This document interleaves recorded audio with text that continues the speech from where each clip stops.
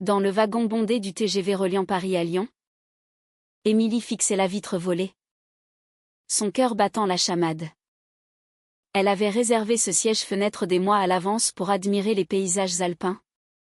Mais une femme d'une quarantaine d'années, au regard dur et aux lèvres pincées, s'y était installée sans gêne, prétextant un malaise. Quand Émilie avait poliment réclamé sa place, la femme avait jeté un coup d'œil à son téléphone où scintillait une photo d'elle et de sa compagne Sophie, et avait murmuré avec un sourire narquois, « Les gens comme vous ne méritent pas la vue. » Ce fut le déclic. Émilie, 28 ans, avocate en droit des familles à Paris, n'avait jamais toléré l'injustice, surtout pas celle qui touchait à son identité. Elle s'assit calmement à côté, sortit son ordinateur portable et, d'une voix ferme mais mesurée, engagea la conversation. « Madame, je crois que vous avez un problème avec les lesbiennes. Laissez-moi vous expliquer pourquoi c'est vous qui avez tort. » La femme, surprise, rougit et balbutia une excuse. Mais Émilie ne s'arrêta pas là. Elle raconta son histoire, pas pour se justifier, mais pour confronter cet inconnu à ses préjugés. Émilie avait grandi à Versailles, dans une famille bourgeoise où les apparences primaient surtout. Son père, un cadre supérieur chez une grande banque, et sa mère, professeure de littérature à la Sorbonne, attendaient d'elle une vie exemplaire, études brillantes, mariage hétérosexuel, enfant. À 18 ans, lors de son entrée en faculté de droit, elle avait rencontré Sophie, une étudiante en journalisme, originaire de Marseille. Sophie, avec son franc-parler méditerranéen et son engagement pour les droits LGBTQ+, avait éveillé en Émilie des sentiments qu'elle avait toujours refoulés. Leur premier baiser, sous la pluie d'un soir d'automne place Saint-Michel, avait été une révélation, mais aussi le début d'un tourment intérieur. Comment avouer à ses parents qu'elle aimait une femme? Émilie passa des nuits entières à peser le pour et le contre, imaginant les cris, les larmes, le rejet. Elle choisit le silence, menant une double vie, d'un côté, la fille modèle qui assistait aux dîners familiaux avec un faux sourire, de l'autre, la femme épanouie qui partageait un appartement discret avec Sophie dans le Marais. Mais les mensonges s'accumulaient, comme des nuages noirs avant l'orage. Sophie, impatiente, pressait Émilie de sortir du placard. On ne peut pas vivre dans l'ombre éternellement. C'est toxique pour nous deux. Émilie hésitait, terrifiée par l'idée de perdre sa famille. Un soir, lors d'un repas de Noël chez ses parents, la tension explosa. Sophie avait insisté pour accompagner Émilie, déguisée en simple amie. Mais un appel vidéo impromptu de la sœur d'Émilie, vivant à New York, révéla tout. Sur l'écran, on vit Sophie enlacer Émilie tendrement. Le père d'Émilie blêmit. Sa mère fondit en larmes. C'est une phase, ma chérie. Tu es confuse, dit sa mère. Son père, plus brutal, pas sous mon toit. Si tu choisis ça, tu choisis de partir. Émilie, les larmes aux yeux, défendit son amour. C'est qui je suis. Papa. Sophie est ma vie. Mais le mur était infranchissable. Elle quitta la maison cette nuit-là, valise à la main, le cœur brisé. Dans le train, Émilie relatait cela à la femme homophobe, qui l'écoutait malgré elle. Vous voyez, madame, vos préjugés font mal. Ils détruisent des familles. La femme, mal à l'aise, marmonna, je n'y avais jamais pensé comme ça. Émilie ne cherchait pas la victoire, mais la prise de conscience. À Lyon, la femme descendit en s'excusant, laissant le siège libre. Émilie s'y installa enfin. Mais son esprit vagabondait vers Sophie, qui l'attendait à la gare. Leur relation, renforcée par cette épreuve, affrontait maintenant de nouveaux défis, l'intégration dans une société française encore imprégnée de conservatisme. Sophie travaillait comme journaliste freelance, couvrant des sujets sensibles comme les discriminations. Elle avait elle-même subi des rejets, sa famille marseillaise, catholique pratiquante, l'avait reniée à 20 ans quand elle avait avoué son orientation. Il prie pour mon âme, disait-elle avec amertume. Ensemble, elles formaient un duo complémentaire, Émilie, la rationnelle, tempérait l'impulsivité de Sophie, Sophie, l'idéaliste, poussait Émilie à s'affirmer. Mais les fissures apparaissaient. Émilie, hantée par le rejet parental, doutait parfois, et si elle avait fait le mauvais choix? Sophie, frustrée par les hésitations d'Émilie, envisageait de partir. Un jour, Sophie reçut une offre d'emploi à Bruxelles pour un poste de correspondante européenne. C'est l'opportunité de ma vie. Émilie. Mais je ne partirai pas sans toi. Émilie paniqua, quitter Paris signifiait couper définitivement les ponts avec sa famille, qui refusait toujours de la voir. Elle consulta un thérapeute, explorant ses conflits intérieurs. Votre peur est légitime? Mais l'amour vrai demande des sacrifices, dit le psy. Émilie pesa le pour et le contre, imaginant une vie sans Sophie, vide, grise. Elle décida d'accepter, mais au prix d'une lettre déchirante à ses parents, expliquant son départ. Aucune réponse ne vint. À Bruxelles, leur nouvelle vie commença sur des bases fragiles. Sophie s'épanouissait professionnellement, couvrant les débats au Parlement européen sur les droits des LGBTQ+. Émilie, quant à elle, trouva un poste dans un cabinet spécialisé en droits humains. Mais les ombres du passé persistaient. Lors d'une manifestation pour le mariage pour tous déjà légal en France mais encore contesté par certains, elles croisèrent un groupe d'opposants homophobes. Des insultes fusèrent, rappelant à Émilie la femme du train. Sophie, furieuse, riposta verbalement, entraînant une altercation. Émilie la retint, pas comme ça. Sophie. La violence ne résout rien. Ce soir-là, elles se disputèrent, Sophie accusait Émilie de passivité, Émilie reprochait à Sophie son imprudence. La tension montait, menaçant leur couple. Émilie se surprit à contacter sa sœur, cherchant un pont vers sa famille. Ils t'aiment toujours. Mais ils ont besoin de temps, dit sa sœur. Émilie espéra. Mais Sophie vit cela comme une trahison, tu choisis encore eux plutôt que nous. Le fossé se creusait, forçant Émilie à une introspection profonde. Était-elle prête à tout sacrifier pour l'amour? Ou les liens du sang étaient-ils plus forts? Le lendemain de la dispute, Émilie se réveilla seule dans leur appartement bruxellois. Sophie avait laissé un mot, besoin d'air. Je rentre tard. Émilie, rongée par la culpabilité, passa la journée à errer dans les rues de la capitale européenne, réfléchissant à leur choix. Elle se rappelait leur rencontre, Sophie, avec son énergie contagieuse, l'avait draguée lors d'une soirée étudiante. Tu es la plus belle énigme que j'ai vue, avait-elle dit. Émilie, flattée et terrifiée, avait cédé à l'attraction. 5 ans plus tard, cet amour passionné se heurtait à la réalité cruelle des pressions extérieures. Au travail, Émilie défendait une affaire impliquant une jeune lesbienne victime de discrimination au travail.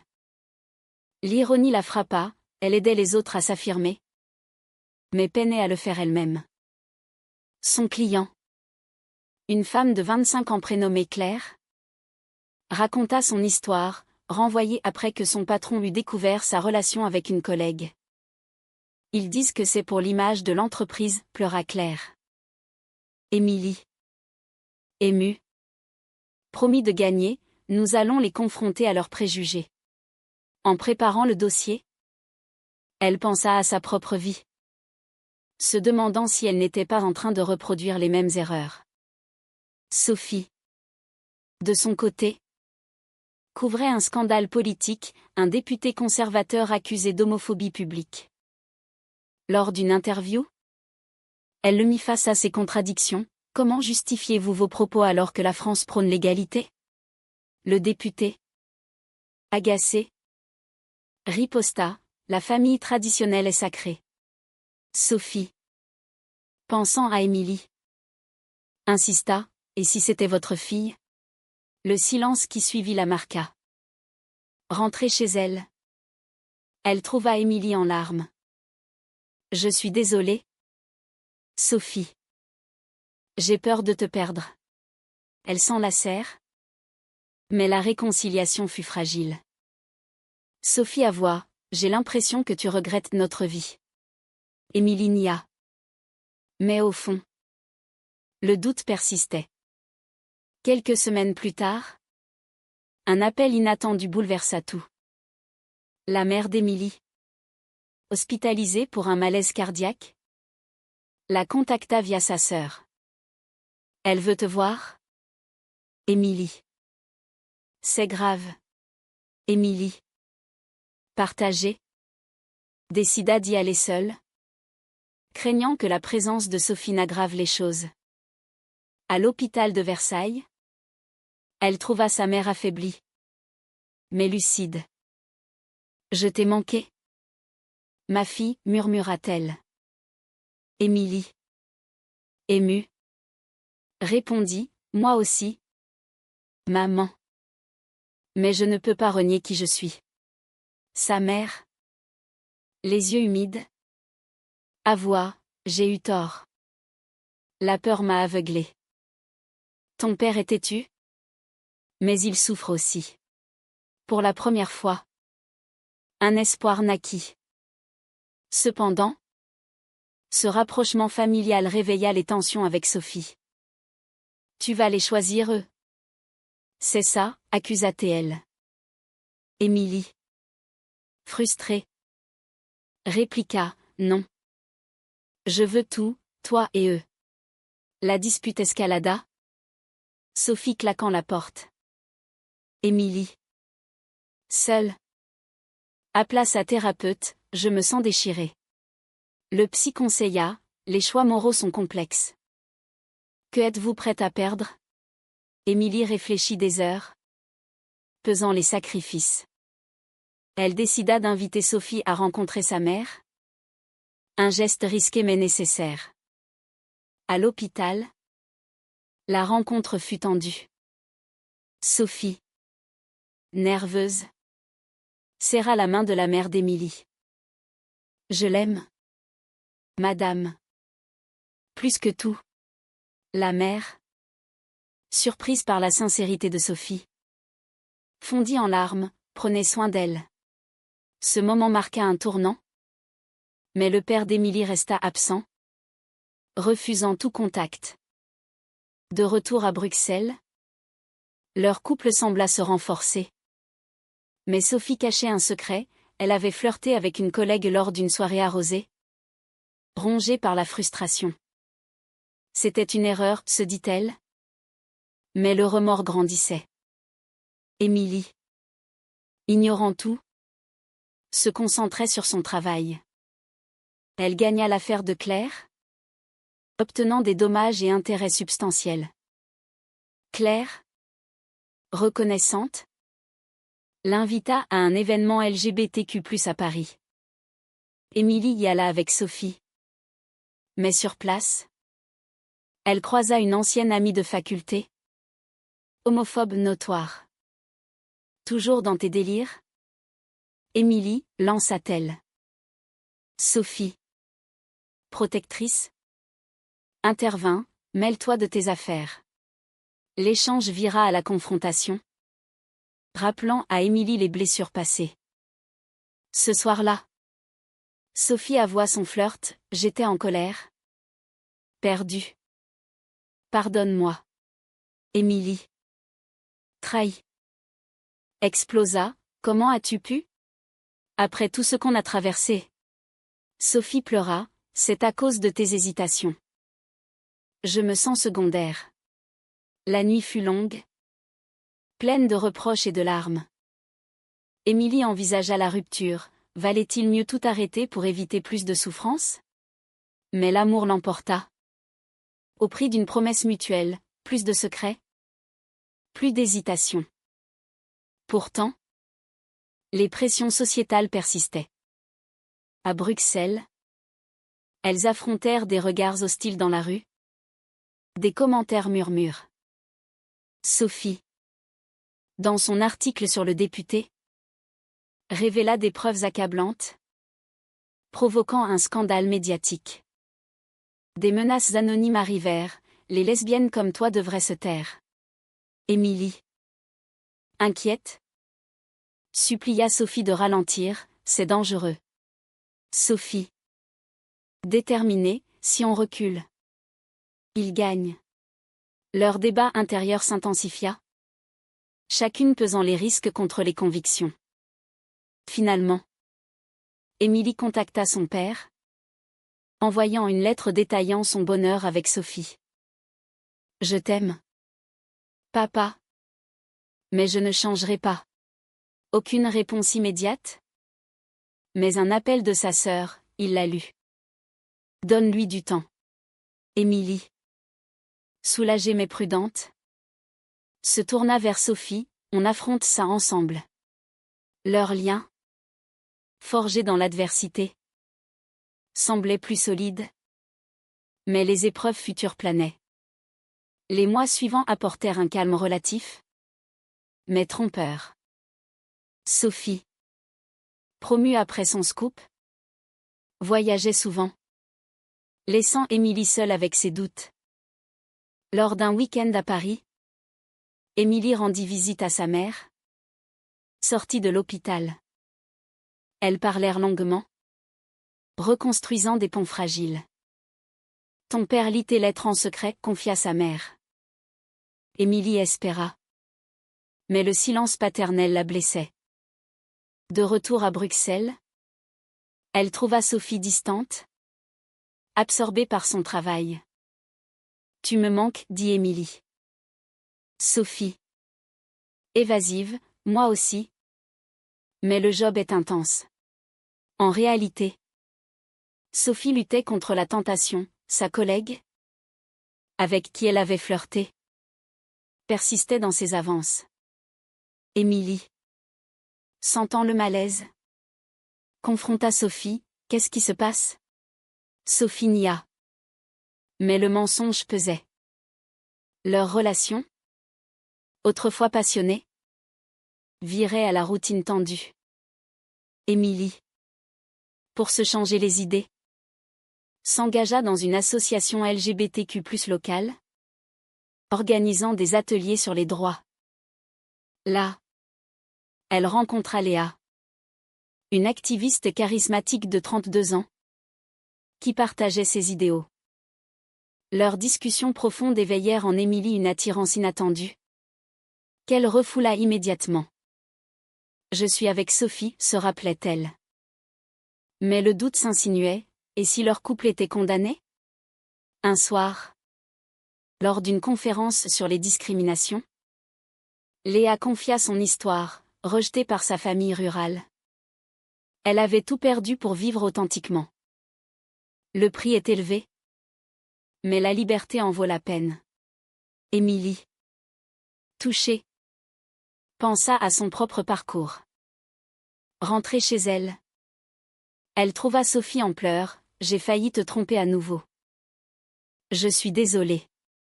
La révélation frappa comme un coup de poignard. Émilie, dévastée, hurla, pourquoi? Que ai-je fait de mal? Sophie expliqua, tes liens avec ta famille me font me sentir exclue. J'ai peur que tu me quittes pour eux. La nuit fut un tourbillon d'émotions, colère, tristesse, compréhension.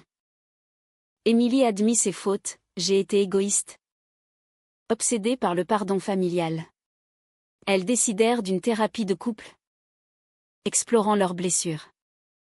Le thérapeute posa des questions incisives, que êtes-vous prête à sacrifier pour l'autre? Sophie promit fidélité, Émilie d'affirmer leur couple publiquement. Mais les sessions révélèrent des failles profondes. Sophie reprochait à Émilie sa prudence excessive, Émilie accusait Sophie d'impulsivité destructrice. Pendant ce temps, le père d'Émilie fit un geste inattendu, il envoya un email laconique, viens à la maison. Seule Émilie, excitée et anxieuse, s'y rendit. Dans le salon familial, son père, vieilli, avoua, j'ai lu tes lettres. C'est dur pour moi. Mais je ne veux pas te perdre. Des larmes coulèrent, ils s'étreignirent. Cependant, il posa une condition, pas de Sophie ici. Pour l'instant. Émilie, partagée, accepta temporairement. Mais ce compromis l'arrangeait. En rentrant, elle cacha la condition à Sophie, craignant une explosion. Le mensonge s'ajouta aux tensions. Sophie, suspicieuse, fouilla le téléphone d'Émilie et découvrit l'email. Tu me trahis pour eux, cria-t-elle. Émilie, défensive, c'est un début. Sois patiente. La dispute vira au chaos, objet jeté. Mots blessants. Sophie partit chez une amie, laissant Émilie effondrée. Seule, Émilie contacta Léa pour du soutien, je ne sais plus quoi faire.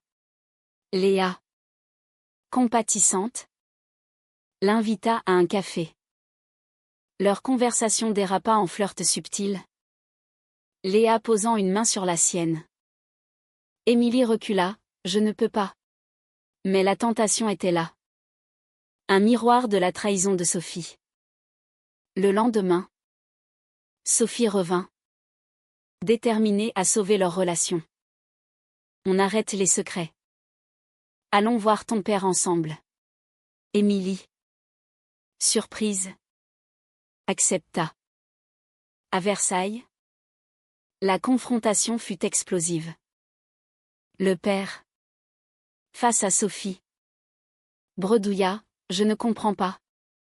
Mais si elle t'aime. Sophie, éloquente, défendit leur amour, c'est réel? Monsieur. Comme le vôtre avec votre femme. Le père, ébranlé, promit d'essayer. Sa mère, médiatrice, facilita le dialogue. Pour la première fois, la famille s'ouvrit. Mais les cicatrices restaient. De retour à Bruxelles, leur couple rebondit. Mais les pressions sociétales refirent surface. Sophie reçut des menaces plus sérieuses après un nouvel article sur l'homophobie en politique. On va te faire taire, disaient les messages.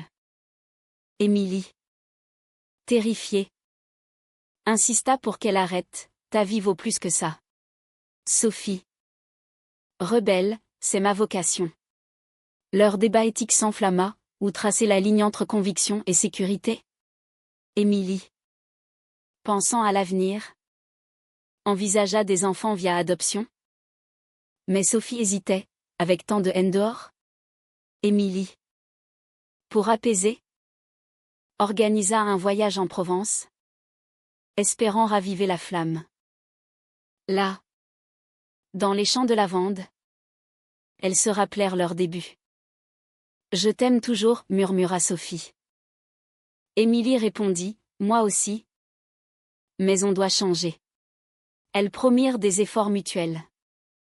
Pourtant, au retour, une nouvelle épreuve surgit, Léa contacta Émilie pour un projet associatif, ravivant la jalousie de Sophie. C'est qui? Elle, demanda-t-elle.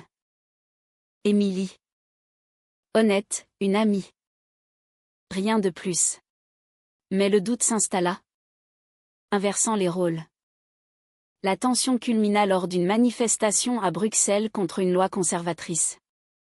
Des opposants agressifs les ciblèrent, Sophie fut poussée, tombant au sol. Émilie, furieuse, la défendit, criant contre les agresseurs. Cet acte de courage scella leur lien, mais au prix d'une contusion pour Sophie.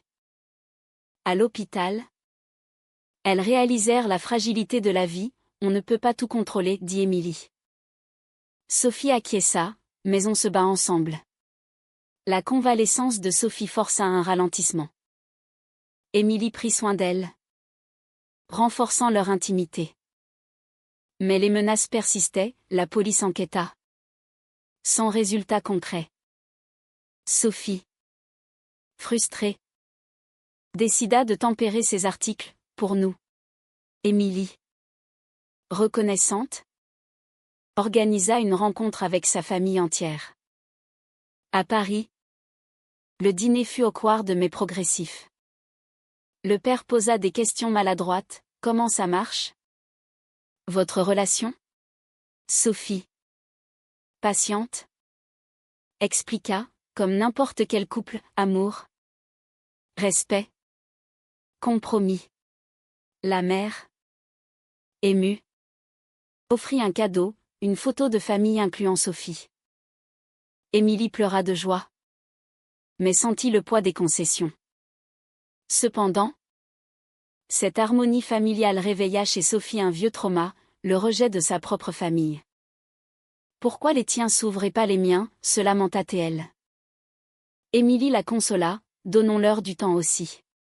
Sophie écrivit une lettre à ses parents marseillais, expliquant sa vie. La réponse fut cinglante, tu n'es plus notre fille. Sophie, brisée, sombra dans la dépression. Émilie, impuissante, la soutint, mais le fardeau pesait. C'est injuste, murmura-t-elle. Leur thérapeute conseilla, le deuil d'une famille est un processus long. Pour distraire Sophie, Émilie proposa un engagement plus profond, marions-nous. Sophie, surprise, accepta avec enthousiasme. La préparation du mariage, civil en France, devint un projet unificateur. Elles choisirent une cérémonie intime à Paris, invitant amis et famille. Le père d'Émilie promit d'y assister, sa mère, excitée. Mais les parents de Sophie refusèrent. C'est leur perte, dit Sophie, masquant sa douleur. Émilie, empathique, organisa une surprise, un appel à des associations pour des témoignages de soutien. Les préparatifs révélèrent des conflits, Émilie voulait une cérémonie discrète, Sophie, plus visible pour militer. C'est notre jour, mais aussi un statement, argua Sophie. Émilie céda, au prix d'une anxiété accrue. Lors d'une répétition, Léa apparut comme invitée d'une amie commune. Sophie, jalouse, confronta Émilie, tu l'as invitée? Émilie nia, c'est une coïncidence. Mais la tension remonta, rappelant les trahisons passées. Le jour du mariage approchait. Mais un scandale éclata, un collègue de Sophie, jaloux, révéla son flirt passé dans un ragot médiatique. Journaliste lesbienne infidèle, titraient les tabloïds. Émilie, humiliée, affronta Sophie, pourquoi ça ressort maintenant? Sophie, innocente, c'est une vengeance. Leur confiance ébranlée, elles envisagèrent d'annuler. Mais Émilie, déterminée, on ne laisse pas les ragots nous détruire. Elles affrontèrent la presse ensemble, démentant avec dignité. Le mariage eut lieu sous un soleil printanier, à la mairie du 4e arrondissement. Le père d'Émilie, ému, prononça un discours, j'ai appris à accepter. Soyez heureuse. Sophie. En larmes. Remercia, merci d'être notre famille. La cérémonie. Symbolique. Marqua une victoire sur les préjugés. Mais au dîner. Une absence pesa, les parents de Sophie. Elle feignit la joie. Mais Émilie vit sa peine. Cette nuit-là. Sophie avoua, je me sens incomplète.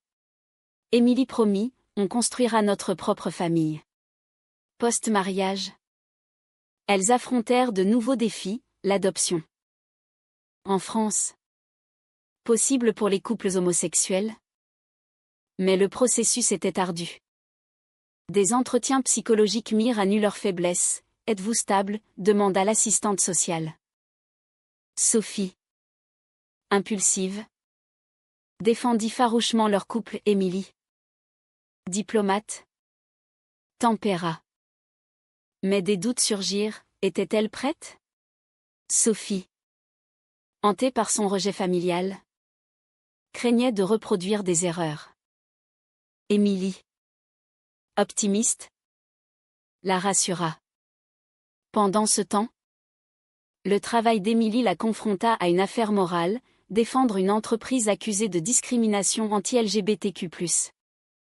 C'est le job, se dit-elle. Mais son éthique la tourmentait. Elle refusa l'affaire. Au risque de sa carrière. Sophie. Fière, c'est la bonne décision. Ce choix renforça leur lien. Mais au prix d'une promotion manquée. Un appel inattendu changea tout, les parents de Sophie. Après avoir lu un article sur leur mariage, contactèrent. On veut discuter, dirent-ils.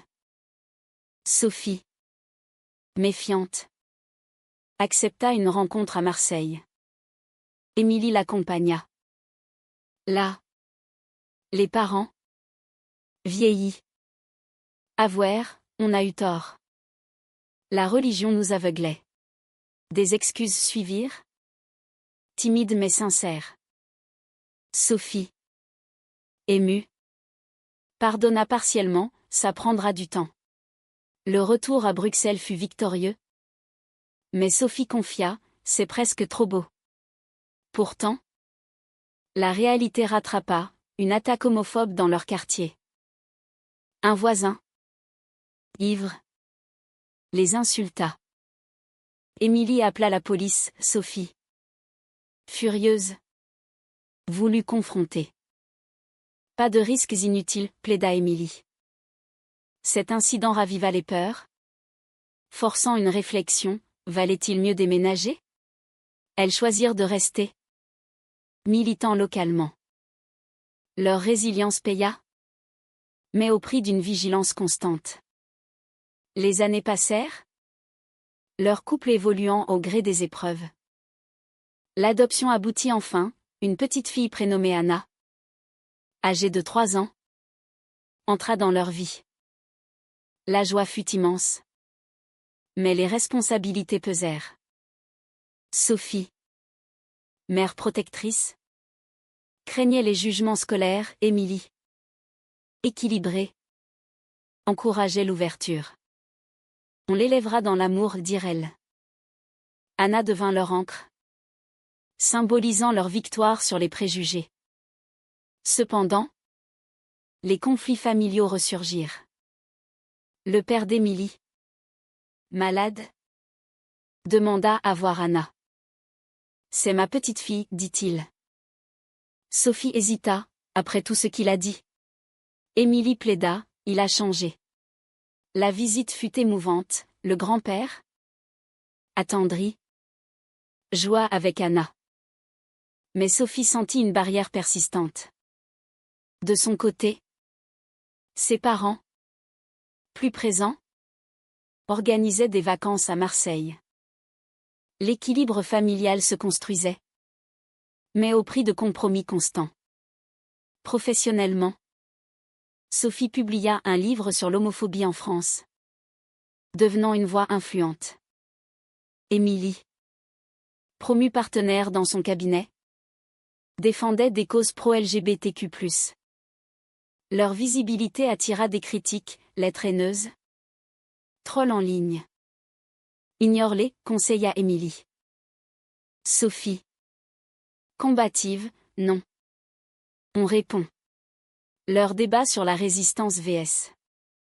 L'ignorance définissait leur dynamique. Un jour, lors d'une conférence, Sophie croisa son ex-collègue, responsable du scandale passé. Tu as détruit des vies, l'accusa-t-elle. Il s'excusa, j'étais jaloux. Cette closure apaisa Sophie, mais raviva chez Émilie des souvenirs de trahison. On a surmonté pire, se rappelait-elle. Anna grandit. Posant des questions, pourquoi de maman? Elles expliquèrent avec honnêteté, l'amour n'a pas de règles. Mais à l'école, des moqueries surgirent.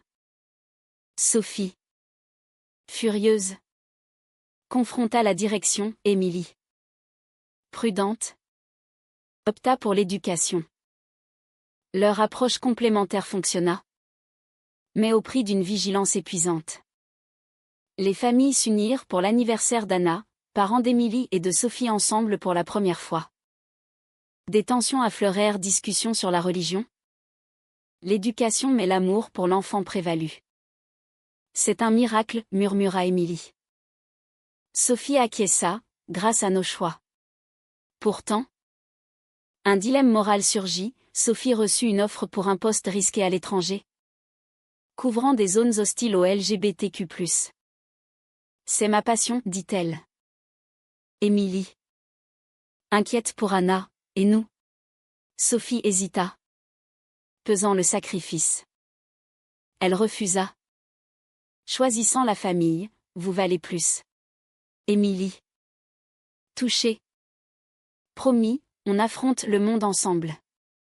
Des années plus tard, regardant Anna jouer, elles réfléchirent à leur parcours, rejet, trahison, réveil. Aurait-on pu faire autrement, se demanda Émilie. Sophie sourit, non. C'était notre chemin. Leur histoire, riche en leçons, inspirait d'autres. Mais une question persistait. Invitant à la réflexion, était-il juste de prioriser l'amour personnel au détriment des liens familiaux traditionnels? Ou les sacrifices imposés par la société rendent-ils ces choix inévitables?